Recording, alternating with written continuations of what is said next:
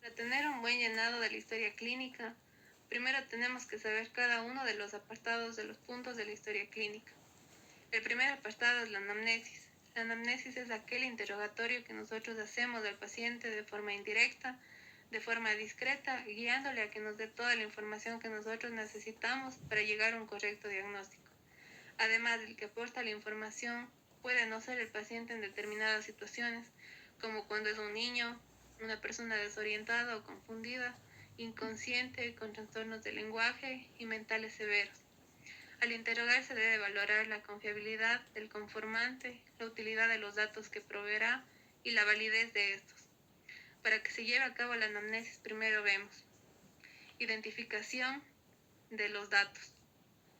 Incluye como mínimo el nombre y los apellidos, la edad, el sexo y la dirección del paciente. Adicionalmente, esta sesión puede comprender el color de la piel, el lugar de nacimiento, el estado conyugal, la escolaridad, la ocupación, etc. Otro punto del motivo de consulta, que consiste en una o varias frases referentes de la queja, molestia, dolencia o razón principal que hace acudir al paciente a solicitar atención médica.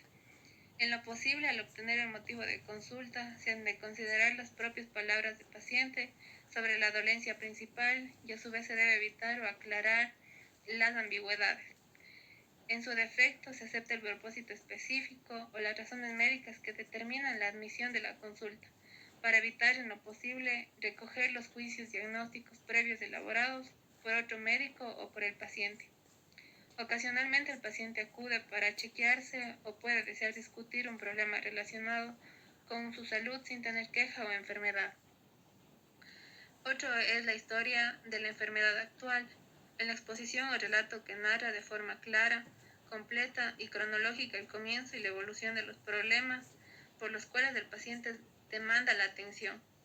Aproximadamente se ha de seguir el siguiente plan o esquema para su recolección, que aclare someramente los antecedentes o estado general de salud o enfermedad antes del surgimiento de la enfermedad actual, que considere la fecha de comienzo de los primeros síntomas con la mayor precisión posible en terrenos que hace falta en horas, días, etc.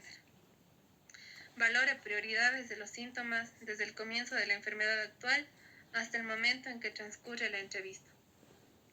Aborde de las posibles conductas indicadas y seguidas por el paciente, investigaciones, autotratamiento, tratamientos u otros efectos de tratamiento. Que considere las percepciones del paciente sobre la causa y los factores precipitantes, el ambiente en el que se desarrolla la afección, la significación o repercusión de ésta en sus actividades cotidianas, relaciones personales y personalidad. En ocasiones, los datos relevantes sobre los estudios de laboratorio, que inclusive con los resultados negativos y la ausencia de ciertos síntomas o caracteres de síntomas que se debe recoger, para servir de ayuda en el diagnóstico diferencial de las enfermedades sospechadas. Mantener otro patrón es apropiado para el seguimiento del paciente. En esta situación se requiere determinar cómo el paciente cree que la evolución, cómo sus síntomas han cambiado, qué entiende como su condición, tratamiento y cómo ha cumplido el plan indicado. Otro son los antecedentes personales, en el que comprende. Como primero están las enfermedades pediátricas, de la adultez y mentales, que son los antecedentes patológicos personales. 2. Las alergias e intolerancias. 3. Inmunizaciones. 4. Operaciones. 5. Traumas. 6. Hospitalizaciones previas. 7. Terapéuticas habituales como las automedicaciones, prótesis, etc. 8. Pruebas médicas anteriores. 9. Donaciones de sangre y transfusiones. 10. Historia ginecobstétrica, menarquía, fórmula menstrual, menopausia, fecha de la última menstruación, embarazos, partos, abortos y sus causas, complicaciones durante el embarazo, anticonceptivos y prueba citológica. Y por último, tenemos a los hábitos, que pueden ser tóxicos, dietéticos, de sueño y de ejercicio. A veces se deben valorar las fechas, la edad o desde cuándo el paciente sufre determinado síntoma, enfermedad o lleva determinado tratamiento. Otro punto tenemos lo que son los antecedentes familiares.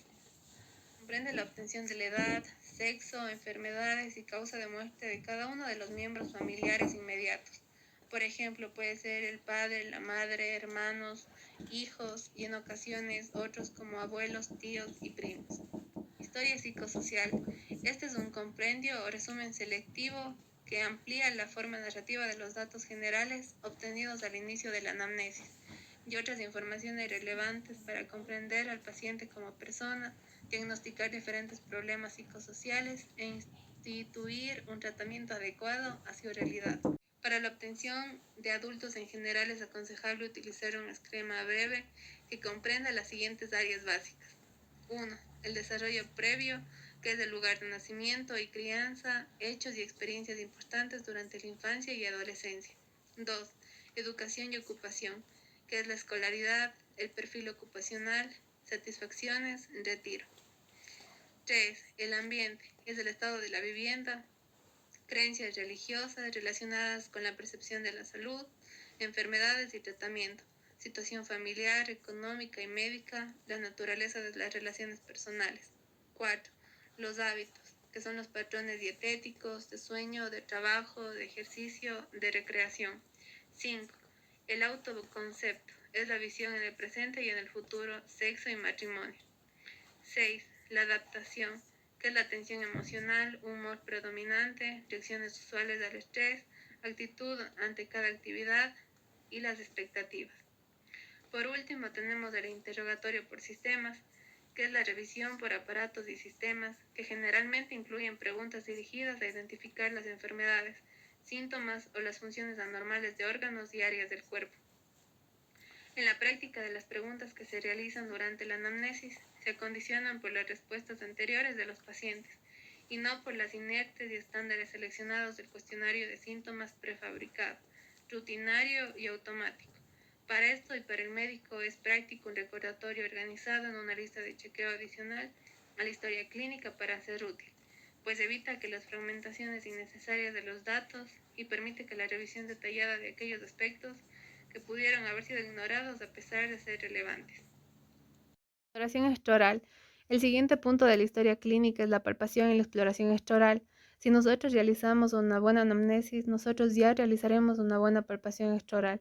Durante la anamnesis nosotros ya realizamos la visualización de la palpación extraoral, donde buscamos las asimetrías, cambios de coloración, ya sea en la piel, en los ojos, en inflamación, tumefacciones, abscesos y fístulas. La segunda parte es la palpación extraoral. Nosotros nos colocamos por detrás de la cabeza del paciente, donde buscamos los principales puntos gatillos como los músculos massetero, temporal y pterigoide interno. El siguiente punto es la exploración de la articulación temporomandibular. Le pedimos al paciente que abra y cierre la boca en busca de casquillos y clics, así como observando limitaciones en la apertura. El siguiente punto es buscar diferentes adenitis o adenopatías, es decir, alteraciones en las cadenas ganglionares. La principal es la yugular, por delante y por detrás del esternocleidomastoideo, donde buscaremos si existen adherencias en los planos profundos y si existe dolor en la palpación. Cerca de la base mandibular tendremos las cadenas ganglionares, preauriculares, submandibular y submentoniana. Y por último, las cadenas ganglionares subclaviculares. Exploraremos las glándulas salivales como una parte de la glándula parótida, glándula submandibular y la glándula submaxilar. Para la exploración de la glándula submandibular, realizaremos una técnica bimanual donde estabilizaremos la glándula por fuera y realizaremos la palpación de la glándula intraoralmente. Intraoral. Una vez que nosotros hemos finalizado la exploración extraoral, procedemos a la exploración intraoral. Lo primero que debemos hacer es colocar al paciente en una posición adecuada desde un punto de vista ergonómico. Debemos recordar que cuando nos sentamos en la silla dental, nuestras piernas deben conformar un apoyo tripódico. La primera parte de la exploración integral comenzará con la exploración de los labios. Deberemos observar el tipo de labio, ya que puede ser de labio grueso, muy favorable para las prótesis, o de labio fino. Las principales partes a observar de los labios serán las líneas de fulcrum, los bordes de bermellón, las comisuras, la mucosa de transición y las glándulas de Fordyce. Es muy importante que seamos capaces de detectar la pérdida de dimensión o el colapso de los tejidos blandos, ya que uno de los objetivos de la prótesis dentales es recuperar todo este soporte labial perdido. Otro punto en los labios a observar es la competencia labial, ya que la incompetencia labial puede llevar a conseguir una sequedad bucal o una respiración oral, observando un labio seco y agrietado. También observaremos la tonicidad y la movilidad labial. Observando el fondo del vestíbulo en las proporciones entre la encía adherida y la encía móvil, siendo estos dos últimos puntos muy importantes a la hora de confeccionar una prótesis mucosoportada. La palpación labial y el fondo del vestíbulo será fundamental para el descubrimiento de las posibles lesiones como mucoceles o lesiones induradas, así como los trayectos futuros o tumefacciones. Exploraremos también la mucosa yugal, observando la salida del conducto de Estenon por la glándula parótida, así como la línea alba del plano oclusal. También observaremos el paladar blando y el paladar duro con los ruges palatinos. Observaremos la lengua tanto en el dorso como el lateral, prestando atención a las glándulas gustativas y a las lesiones posibles solucionadas. Otro punto será el frenillo lingual y su correcta movilidad, situándose en la base lateralmente a la salida del conducto de Wharton, donde podemos explorar mediante una técnica bimanual. El suelo de la boca es fundamental para el diagnóstico precoz del cáncer oral, debiendo prestar atención especial a las lesiones ulceradas, manchas blancas, de más de 15 días de evolución. El último punto de la exploración intraoral será la exploración dental, la cual nos ayudaremos con la ayuda de una sonda de exploración, un espejo, y gracias al espejo podemos jugar con la luz. Además podemos realizar un correcto análisis visual y gracias a la sonda de exploración conseguiremos detectar cualquier tipo de cambio estructural en el esmalte. Todos los datos referentes a este último punto serán anotados en un odontograma.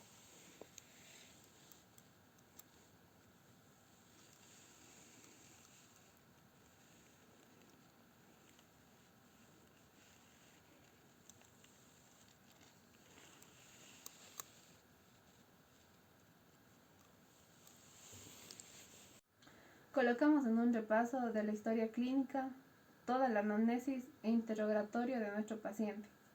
Es aquí donde nosotros ponemos toda la información del mismo en una manera integral, en donde no solo nos fijamos en la boca, sino también en toda su cavidad bucal, en un todo, en donde aquí nos fijamos en lo que es la exploración extraoral, la exploración intraoral y sobre todo en las pruebas complementarias, las cuales pueden ser con spray frío y calor, pruebas radiográficas, periapicales, placas oclusales o panorámicas.